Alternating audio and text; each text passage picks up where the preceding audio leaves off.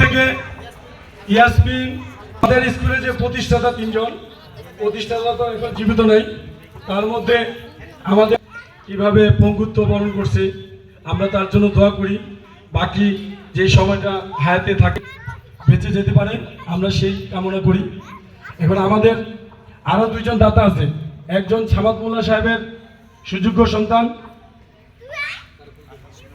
সুলাইমান মোল্লা সাহেব, আমাদের আরেকজন দাতা সদস্য এমদাদ আমাদের সাহিত্যকে ফুল দিয়ে বরণ করে নিচ্ছে বিপুল মোল্লা।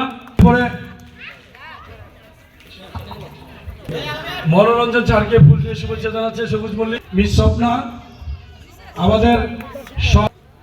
আমাদের সাধু মোল্লা ভাইকে জানাচ্ছে ইয়াসমিন। আসছে পর্যায়ক্রমে ফুল নিয়ে এসে সকালে আমরা একটি ফুলের কুরবান আলীর সুযোগ্য আছে, সকলকে ফুল দিয়ে শুভেচ্ছা জানাবো।